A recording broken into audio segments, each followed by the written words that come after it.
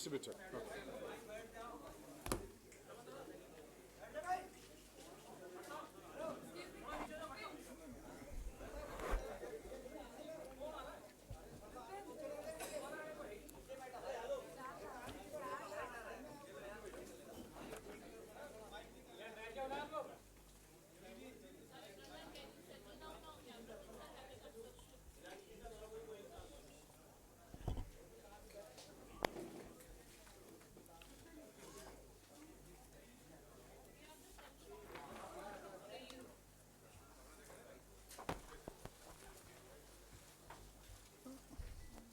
Good afternoon to all of you. I have an opening statement to make. I'll read the statement and then I'll take questions. I believe the statement has been distributed. Yes. I'm glad to speak to you exactly 106 days after I last spoke to you. As I stepped out and breathed the air of freedom at 8 p.m. last night, my first thought and prayers were for the 75 lakh people of the Kashmir Valley who have been denied their basic freedoms since August 4, 2019. I'm particularly concerned about the political leaders who have been detained without charges. Freedom is indivisible. If we must preserve our freedom, we must fight for their freedom. If we must preserve our freedom, we must fight for their freedom. I'm grateful for the clear and comprehensive order yesterday of the Supreme Court. The order will clear the many layers of dust that have unfortunately settled on our understanding of criminal law and the manner in which criminal law has been administered by our courts. I have never commented on cases that are sub judice, and I shall continue to adhere to that principle. To many of your possible questions on the case, the answers can be found in the lucid order of the Supreme Court pronounced yesterday. In the last 106 days, I was strong in spirit, and I become stronger because of the following. 1. My record as minister and my conscience are absolutely clear. Officers who have worked with me, business persons who have interacted with me, and journalists who have observed me know that very well. 2. My family trusts in God. 3. We have total confidence that the courts will ultimately render justice. Let us leave the matter at that. Let me repeat that. The government is wrong. It is wrong because it's clueless. It is unable to look for the obvious clues because it is stubborn and mulish in defending its catastrophic mistakes like demonetization, flawed GST, tax terrorism, regulatory overkill, protectionism, and centralized control of decision-making in the Prime Minister's office. Please reflect on each one of the charges that I've made. In the days to come, I shall speak, give interviews, and write elaborately on each one of them. Nothing sums up the state of the economy better than the following series of numbers. 8, 7, 6.6, 5.8, 5, and 4.5. Those are the quarterly growth rates of GDP in the last 6 quarters. According to the BJP government, these signify Achhe Din. 8 to 7 to 6.6 to 5.8 to 5 and 4.5 is Achhe Din. The third and fourth quarters of 2019-20 are not likely to be any better. We will be lucky to end the year if growth touches 5%. And please remember Dr. Arvind Subramanian's caution that 5% under this government, because of suspect methodology because of suspect methodology is not really 5%, but less by about 1.5%. The Prime Minister has been unusually silent on the economy. He has left it to his ministers to indulge in bluff and bluster. The net result, as the economists put it, is that the government has turned out to be an incompetent manager of the economy. Those are the words of the economists. Incompetent managers. The investors of the world and the bankers, the rating agencies, and the boards of directors of companies read The Economist, the Wall Street Journal, and Time. They also pay close attention to numbers. Every number, and I repeat, every number points in the direction of a floundering economy. I don't want to overload you with numbers. Here are some numbers. IIP, 4.6 to 4.4 to 3.9 to 2.4. Credit growth to MSME, 0.9, minus 0.4, 2.3, 2.7. Manufacturing, minus 1.2, 1.7, minus 1.4, minus 0.7. Core sector, 4.8, 4.3, 4.4, 0.2. Unemployment, 9.65%, 4.03, 5.14, 7.03. There are many more. You have reported many of them. Just go back and look at your data. The government alone is in denial. Rural consumption is down, according to the NSSO. Rural wages are down. Producer prices are down, especially for farmers. Daily wage earners get work for no more than 15 days a month.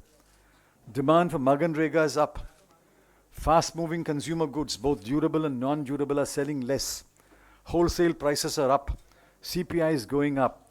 Onions sell at rupees 100 a kg. Of course, the finance minister, does not eat onions. What do these point to? There is less demand among the people because they have less money and less appetite to consume due to uncertainty and fear. Today, for the first time, the Reserve Bank of India, in a matter of 7 months, has reduced its forecast from the original 7.4 that was made in February 2019, reduced to 7.2 in April 2019, reduced to 6.1, I think a month ago, and today reduced to 5. I cannot recall an instance to understand the difference between cyclical and structural.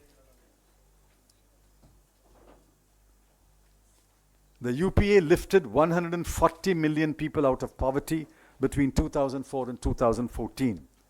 The NDA has, since demonetization in 2016, pushed millions of people below the poverty line. The economy can be brought out of the slowdown, but this government is incapable of doing that. The economy can be brought out of the slowdown, but this government is incapable of doing that.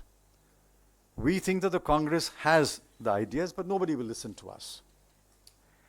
I believe that the Congress and some other parties are better equipped to pull the economy out of the slowdown and push economic growth. But I'm afraid, my friends, we have to wait for better times. Yes, questions? Yes, who's moderating? Please, he will moderate. Supriya.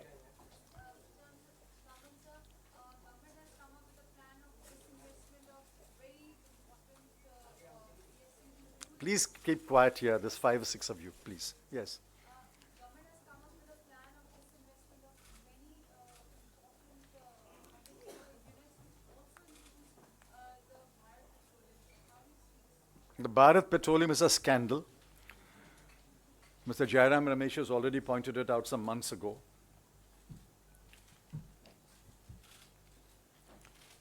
This asking one PSU to buy another PSU is an accounting maneuvering. Government's coffers are filled. That doesn't make any difference to the organization or the company or the economy. Let us see who buys BPCL. That will give you the clue about where the scandal lies. Anand, What?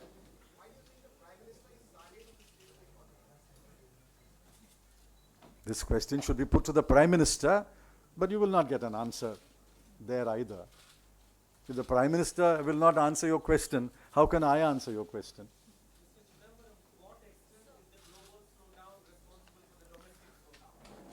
Global slowdown is responsible to the extent that it affects our exports.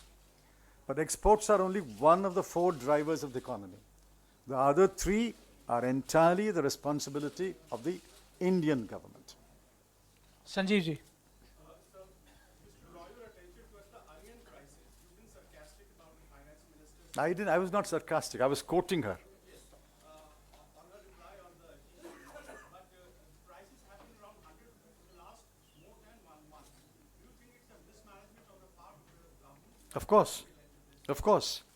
They should have planned in advance. What's the point of importing now? When will they arrive?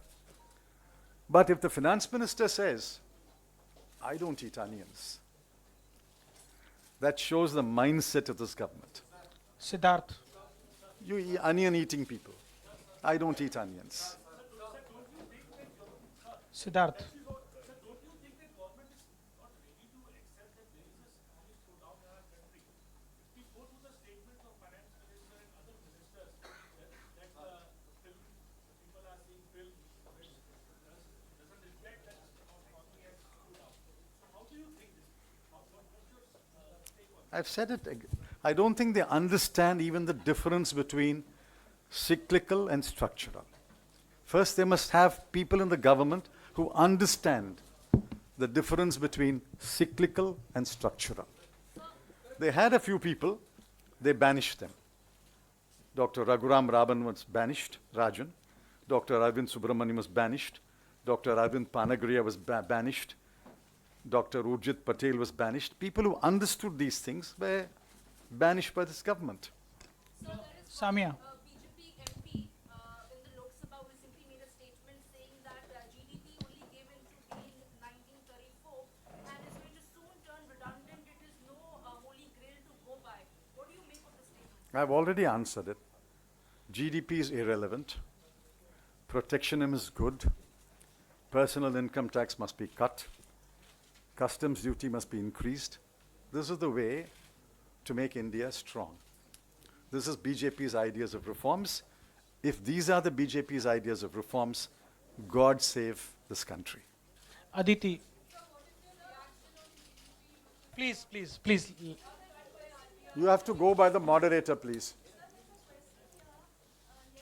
Union Cabinet passed the citizenship amendment bill, and the bill is expected in Parliament next week. What is the Congress party's stand on it?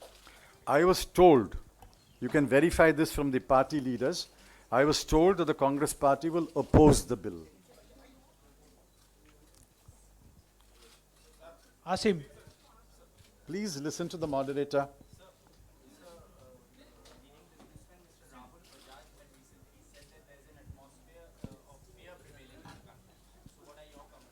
You search your heart. Is there not fear today? Every businessman who spoke to economists for that special report said, don't quote my name. Rahul Bajaj is tall enough to say that at a meeting. But there's complete fear everywhere. Every institution is gripped by fear. And the media is no exception. I'm sorry to say this. The media is no exception. You are gripped by fear. Please shed fear. Please speak the truth to power. That is the least that the people of India expect. We buy your newspaper. We subscribe to your channel. We want you to speak truth to power. Ajay. Sir आपकी गिरफ्तारी के बाद से sir Please go by the moderator, please. Sir आपकी गिरफ्तारी के बाद तो कांग्रेस पार्टी लगातार ये कह ही रही है कि ये बदले की राजनीति के तहत आपको What's he saying? जेल भेजा गया। सर आपका क्या रिएक्शन है? What's he saying?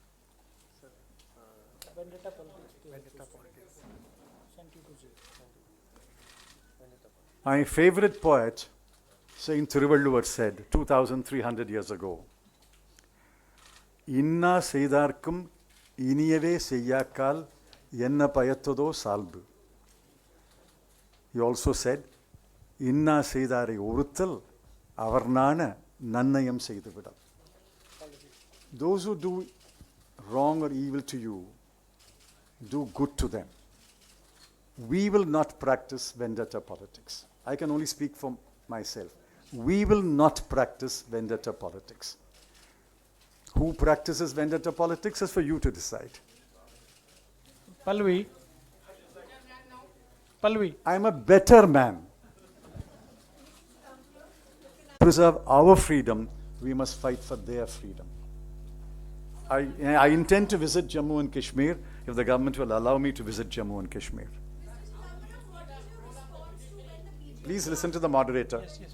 government constantly says that we have been following what the UPA couldn't do in their legacy? Half the time they keep saying it's a tainted legacy, whether it's the PSUs or they put out the 2G scam. What is your response? Why do they want to follow our legacy? They are wiser people. They are more intelligent. They've got a bigger mandate. Why do they want to follow our legacy? Is it because they can't create their own legacy? The legacy is what they will leave behind.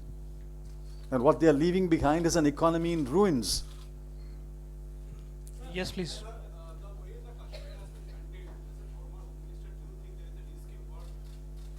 Yes, but not for today. That's for another day. Yes. Yes, sir.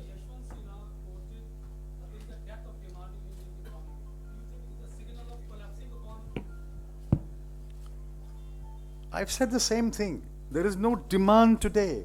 People don't want to buy because they have less money and they're less confidence about the future.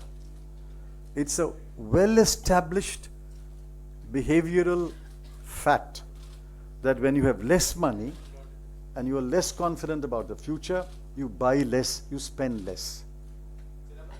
Meenakshi. Listen to him, please. Just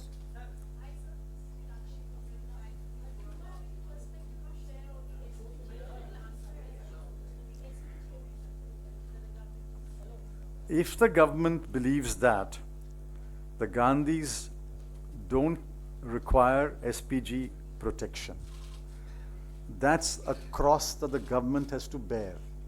Let me make that very clear. If the government believes that the Gandhis do not require or deserve SPG protection, that is a cross the government has to bear. But the Gandhis have been extremely graceful and said, fine, if that's your decision, so be it. Anurag. Sir MOS finance ने कल ये कहा कि जिस जिस sector में जो कदम जरूरी है वो हमने उठा लिए हैं और 2025 का जो 5 ट्रिलियन इकोनॉमी का दावा है वो हम अभी भी कर रहे हैं, उसको हम हासिल करेंगे। There is a definitional problem. Is it 5 trillion in nominal terms or is it 5 trillion in the exchange rate terms? So leave that definitional problem out. Yes, Supreme. Day before yesterday, Dr. C. Rangarajan, former governor, Reserve Bank, former chairman, Economic Advisory Council, has said it will take us 8 years at the current rate of growth to achieve 5 trillion.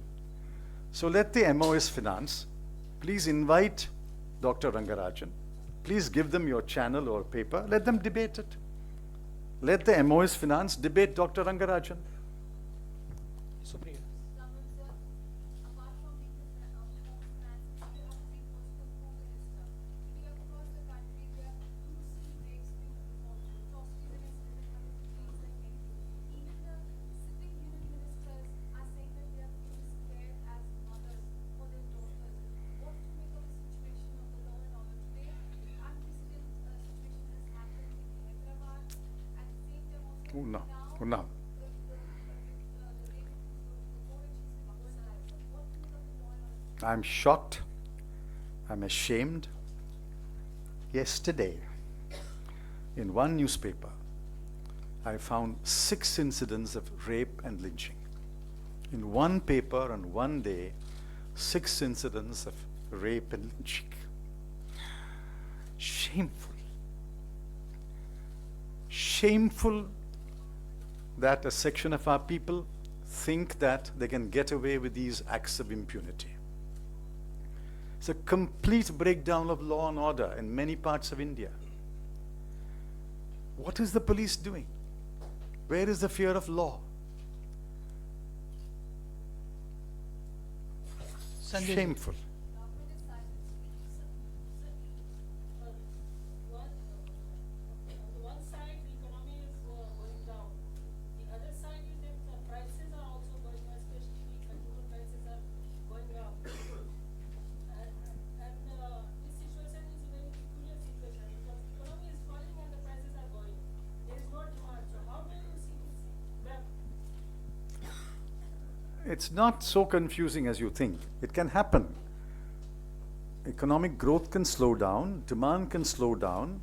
Simultaneously, prices can go up because of one, fall in production as a result of fall in investment, hoarding, illegitimate activities. It can happen. So it's not so confusing. Apparently it is contradictory, but it's not so contradictory. The government, if it's a competent manager, will be able to handle it, will be able to manage it. I'm not saying there has to be an overnight miracle, but you must know how to deal with each one and bring the situation under control. Yes, please. How do you see the PCC role in your case? I don't comment on my case. And I've been told, please don't comment on your case. Yes, please. Yeah, this one. So you started your statement talking about Kashmir. Yes. So in Kashmir, government has been saying everything is fine. You know, many statements in parliament. The few voices that are coming from there suggest otherwise, and people have also been questioning that why are peaceful protests is not being registered. If you draw any parallels between the treatment of economy and the treatment of, you know, any situation of normal in Kashmir. No, I won't draw a parallel. As far as the economy is concerned, the reason is incompetence. As far as Kashmir is concerned, the reason is arrogance. In Kashmir, it is a ill thought out, ill founded, ill intentioned design and policy to suppress the basic freedoms of the people. In the economy, it's simply ignorance, incompetence.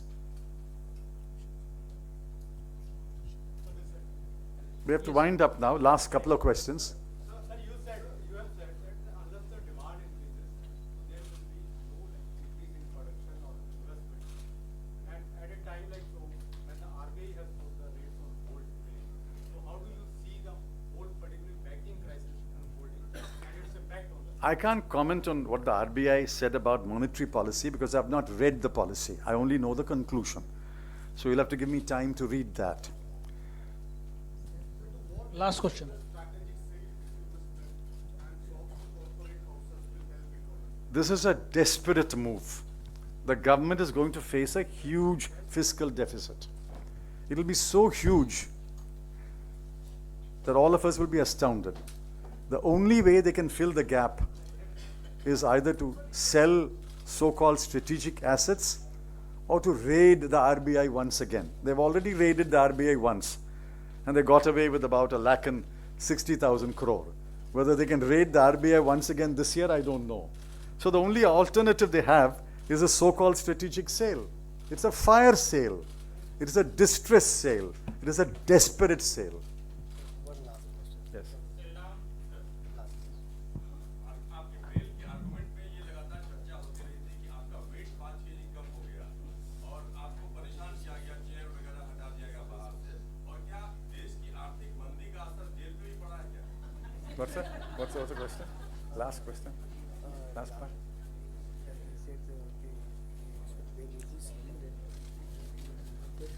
Last part. Last part. Oh.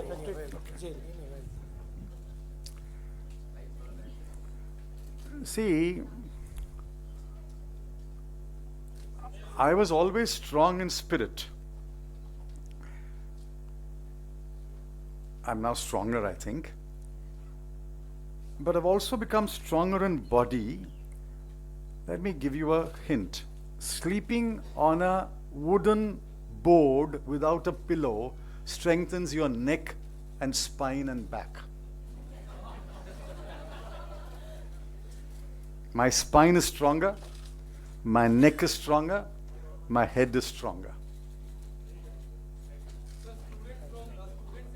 Last question.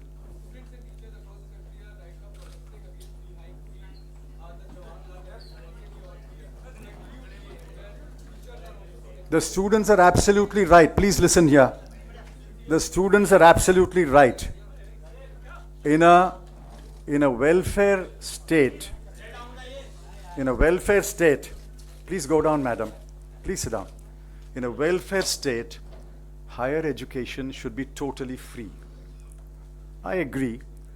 We are not in a position to make higher education totally free. If higher education is not totally free, you must only charge reasonable fees, which is why JNU is an exemplar. JNU, IIT, IIMs are exemplars. They are institutions of great eminence, but charge reasonable fee. Now, if you raise the fee, in the Hindu every day, there are 2 students writing a column in the Hindu, page number 4 or so. Each student says, if the fees are raised, I have to give up my studies. What have they done to this? Ideally, higher education must be totally free. Since we have not reached that stage, fees must be reasonable. I fully support the agitation of JNU, IIMC, and other institutions where they are protesting the sharp increase in tuition and hostel fees. My sympathies are entirely, and my party's sympathies are entirely with the students.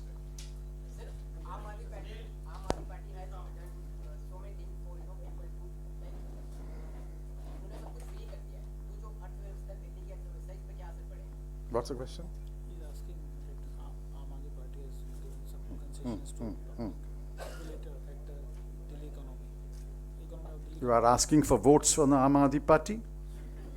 No, what are you? Economy of Delhi. See, these steps don't affect the economy of Delhi. They may improve the infrastructure of Delhi. Economy of Delhi is decided in one room called the Prime Minister's office. You will not be allowed there. I will not be allowed there, so don't worry. It's beyond our capacity. Thank you. Have a good day.